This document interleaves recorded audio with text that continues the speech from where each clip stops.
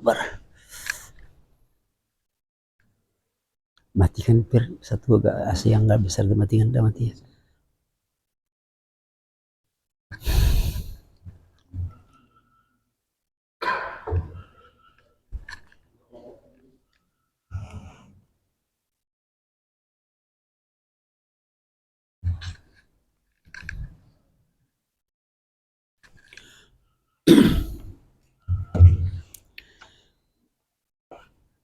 Bismillahirrahmanirrahim.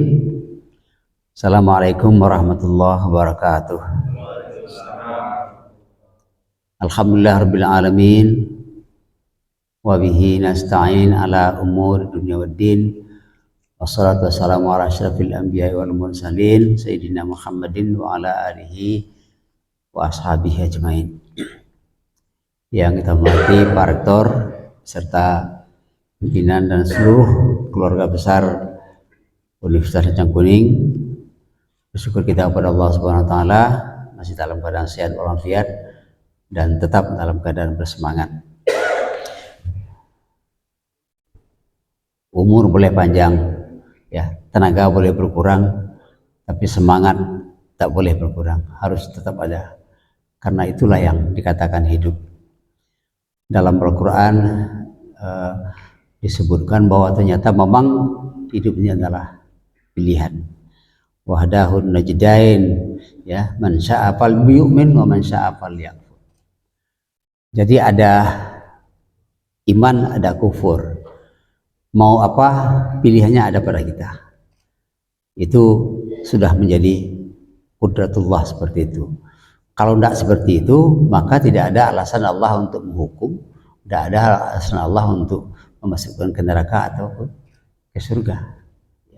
Allah juga punya alasan kenapa ini masuk neraka, kenapa ini masuk surga. Jadi oleh sebab itu pilihan ada pada kita. Pilihan ada pada kita. Saya ulang cerita sedikit ketika dosen saya dulu seorang Katolik dan dia seorang antropolog bule. Ketika anaknya belajar mengaji, dia bawa Al-Quran. Kemudian saya tanya, apakah anak Anda masuk Islam? Jawabannya terserah dia. Waktu itu karena saya masih, cara berpikir saya masih black and white lah. Jadi kalau orang bawa Al-Quran Islam, bawa Injil Kristen, nah itu pikiran saya waktu itu masih seperti itu. Makanya pertanyaan saya muncul seperti itu. Tapi jawabannya terserah dia.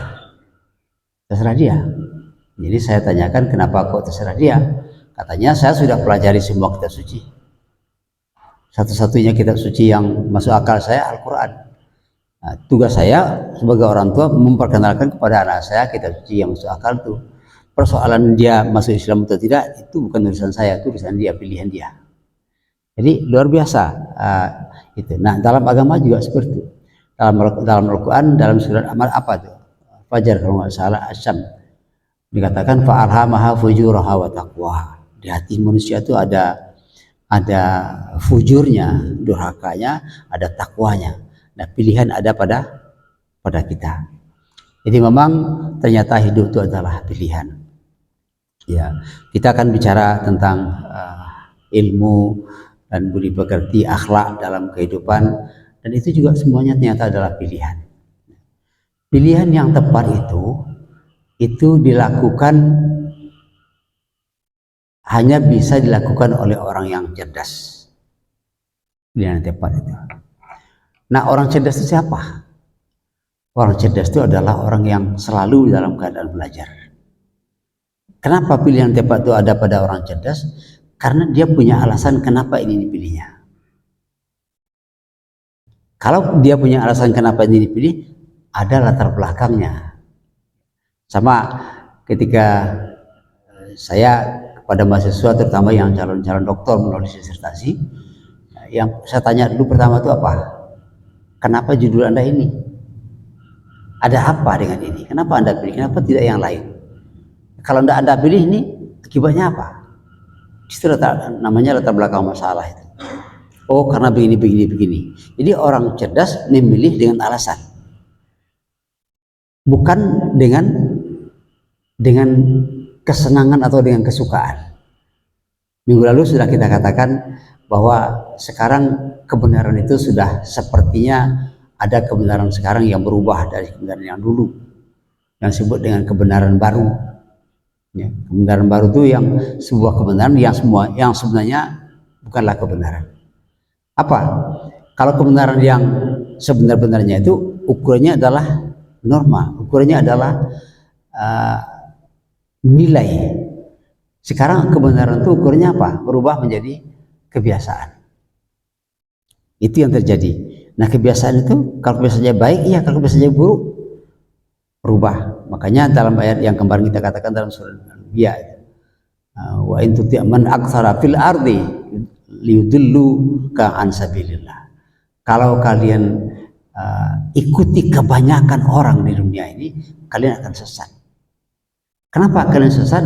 Karena manusia itu umumnya adalah manusia awam kebanyakan.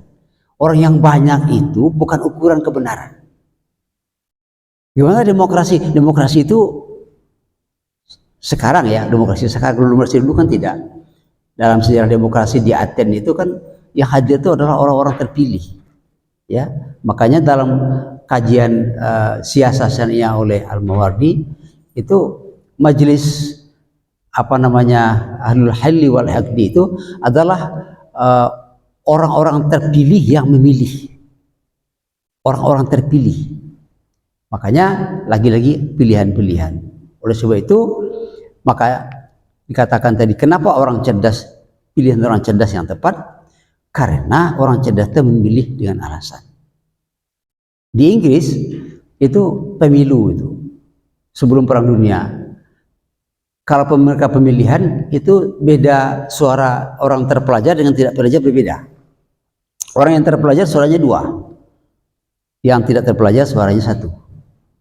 Nah itu kenapa pilihan orang-orang terpelajar itu berbeda. Tidak sama dengan pilihan orang awam. Pilihan orang awam itu sama dengan pilihan anak-anak. Contoh yang paling tepat itulah pilihan yang diberikan kepada Nabi Musa. Ketika Fir'aun mengetes, betulkah Nabi Musa ini anak-anak yang lurus, yang tidak ada apanya, dia ini kan tidak tahu apa-apa, kata istrinya kepada Nabi Musa. Karena Fir'aun kan membunuh Nabi Musa. Karena kata Fir'aun, semua laki-laki akan menjadi lawan politiknya. Kalau lawan politik itu harus dibunuh. Ya, saya nggak tahu Anda terjemahkan aja tuh sekarang gimana. Ya. Jadi harus dibunuh. Kata istri Fir'aun, ini kan anak-anak kecil, ini anak ini bodoh.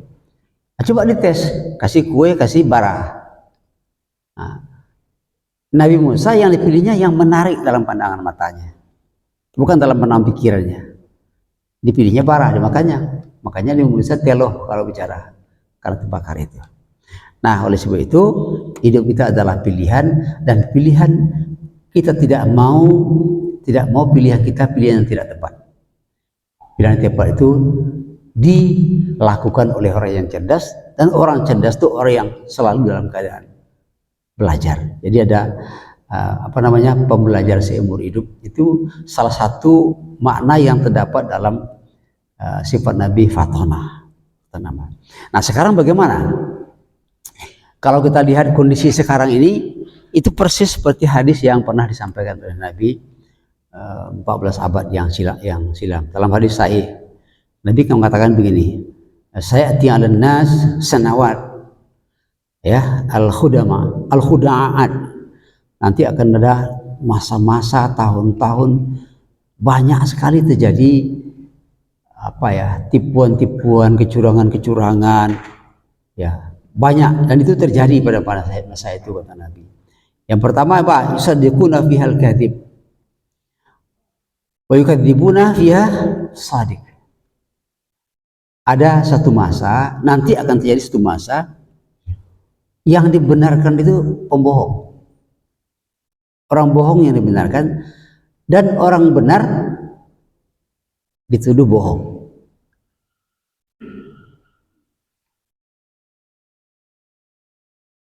Kan banyak terjadi seperti itu sekarang, ya. Jadi membenarkan orang bohong dan menyatakan bohong orang yang benar. Pilihan kita di mana? Apakah kita ingin dibenarkan orang banyak, kemudian kita berbohong, orang kan anggap itu benar? Atau pilihan kita, biarlah dia dianggap kita berbohong, tapi kita bicara benar. Ini pilihan. Orang cerdas memilih ini bahwa dia tahu karena akhir-akhirnya nanti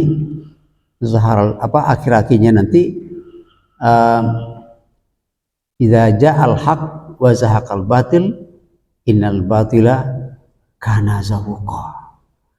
Jadi orang cerdas itu melihat tidak sekarang, tapi jangka panjang. Jangka panjang. Walal akhiratu khairun laka minal ula. Lalu orang cerdas itu tetap tahu mana ini yang bohong, mana yang benar, mana yang salah, mana yang benar. Terngiang lagi di telinga saya apa yang pernah saya katakan dulu ketika mahasiswa, Pak, menurut Bapak saya masih perlu sekolah apa enggak?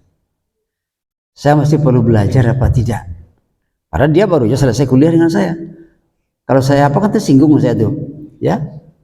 Kok tanya kamu seperti itu? Tapi katanya yang Bapak sampaikan benar, dan sampaikan dosen yang lain benar, tapi yang saya lihat tidak ada yang benar.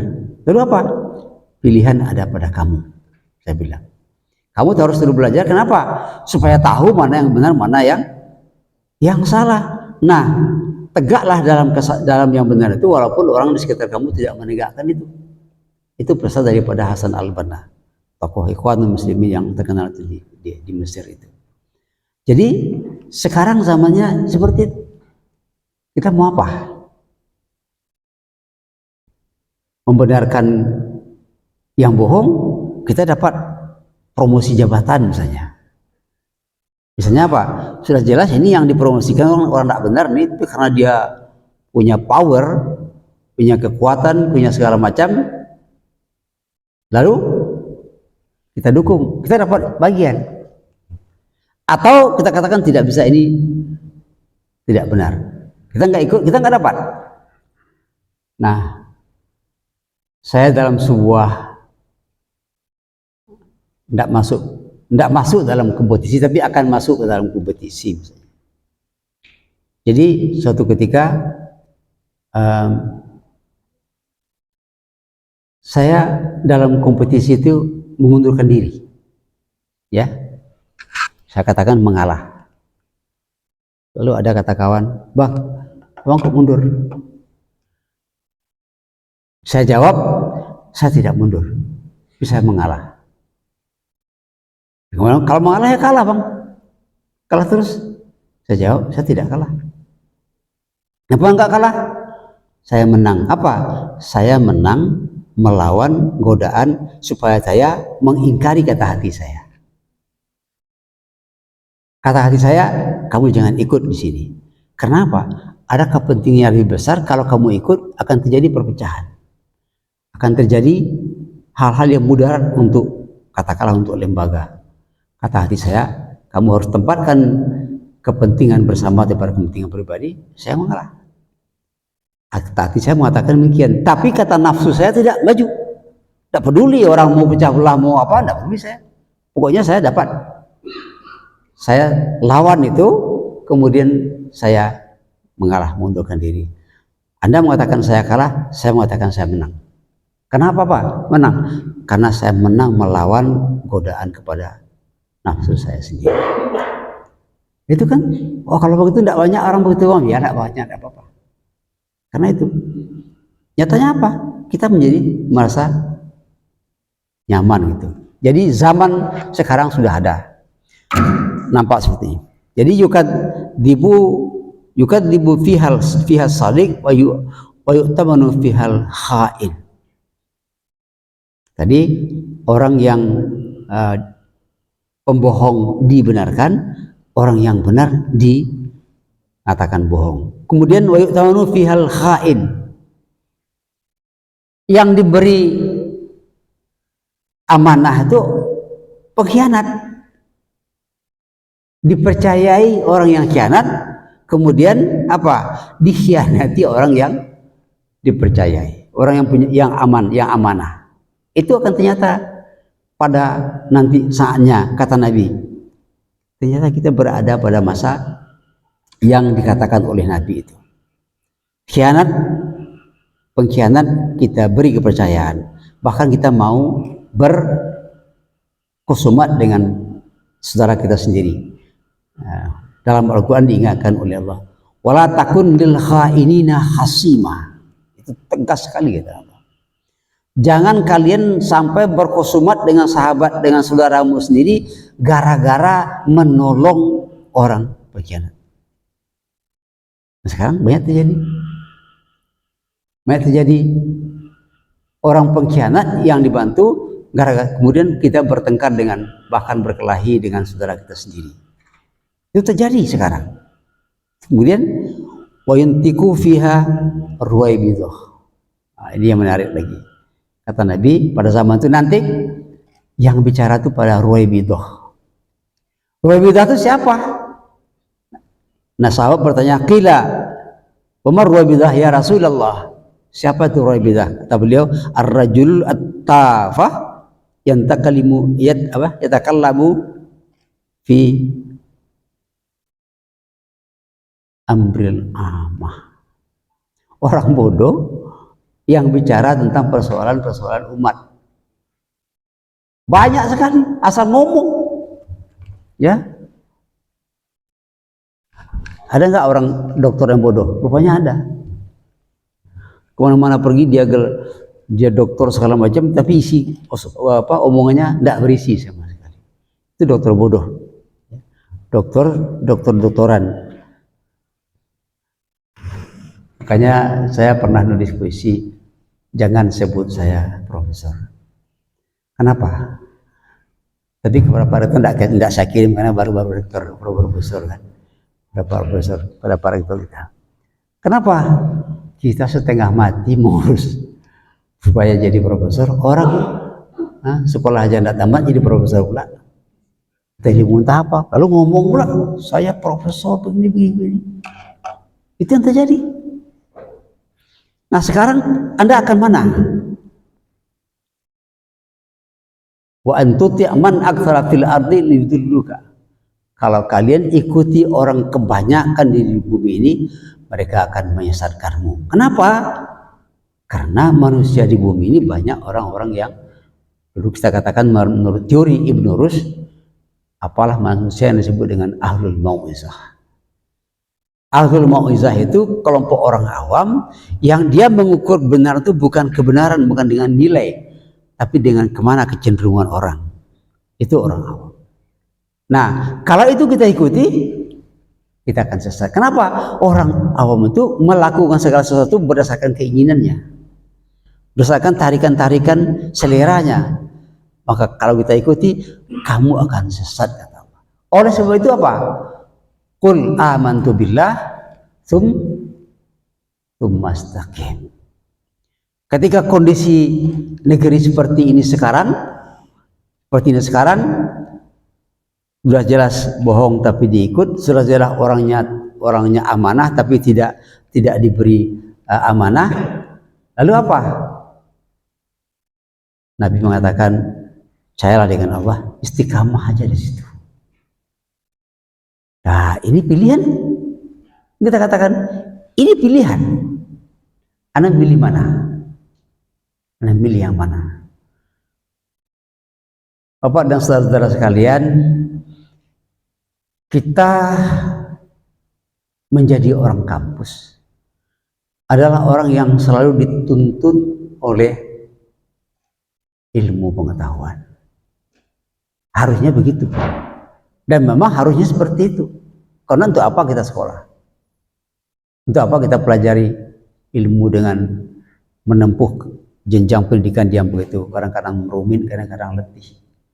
Kalau kita akan luar sama pula dengan orang lain, maka kampus sering saya katakan harus menjadi menara mercusuar, bukan menjadi menara gading. Sekarang banyak kampus menjadi menara gading. Apa? Di situ ada profesor, doktor, gagah-gagahan untuk gagah-gagahan keluar. tapi dia tidak berguna untuk orang lain, malah dicemooh orang. Nah, kalau menjadi mercusuar, dia menerangi orang lain. Itu kampus. Ini mudah diucapkan, sangat enak kalau diceramahkan, tapi coba lakukan. Nah, disitulah apa namanya, qul amantu billah tsumastaqim.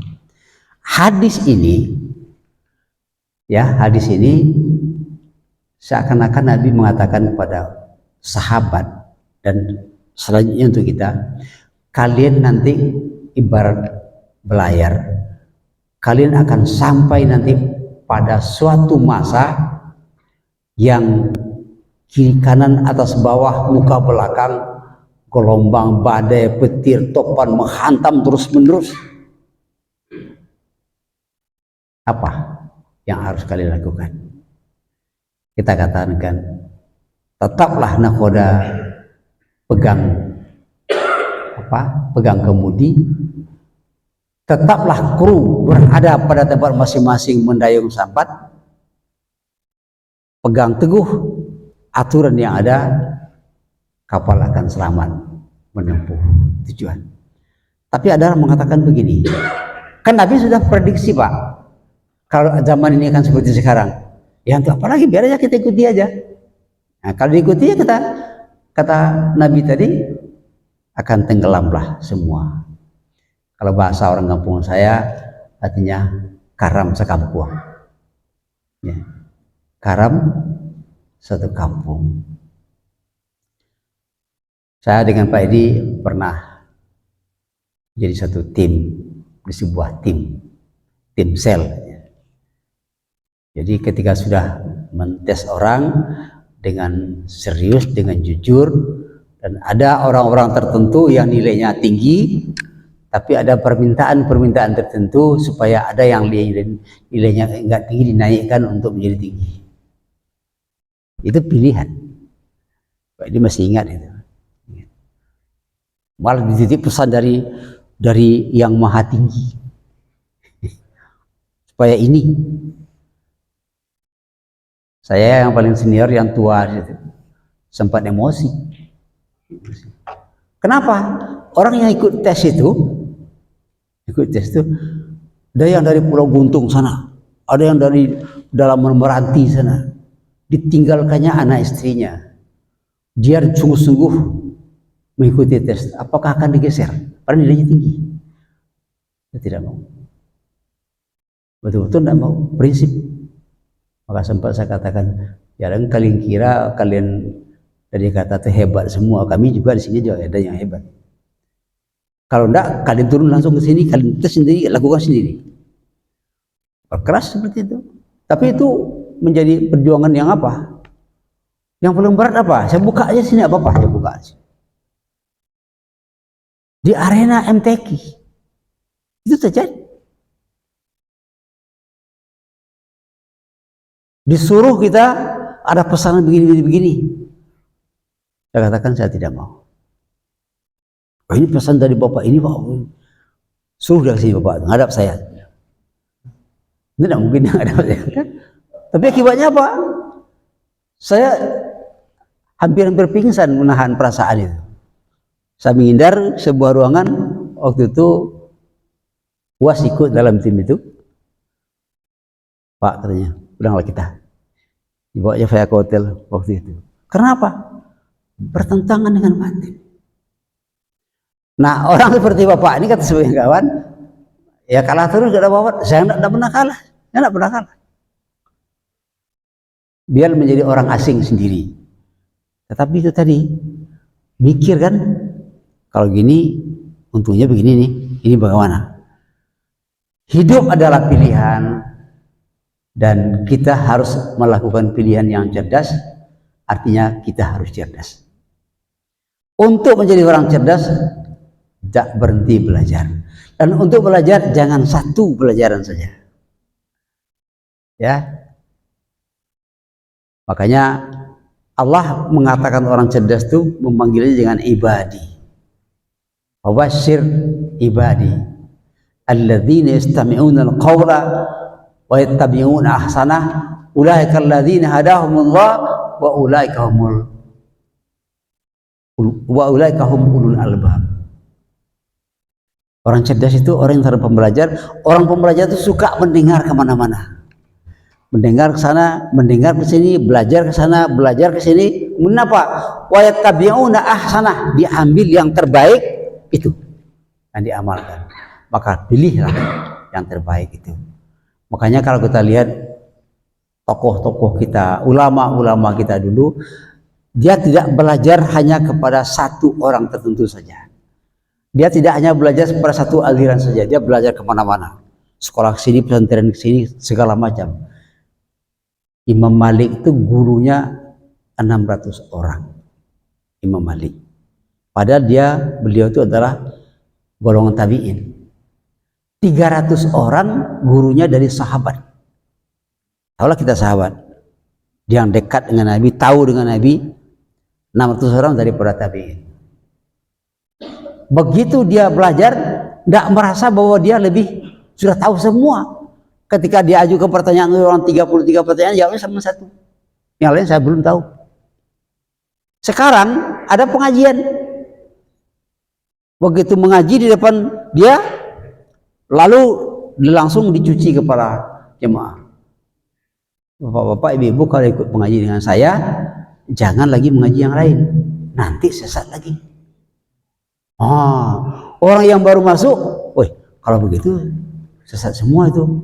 Inilah guru satu, dibawa kemana-mana. Guru satu, kalaupun banyak ada guru, tapi kajinya itu juga, kitabnya itu juga. Akibatnya apa? Bertentangan dengan Al-Quran. Alladzina yattabi'una al-qawla wa yastami'una.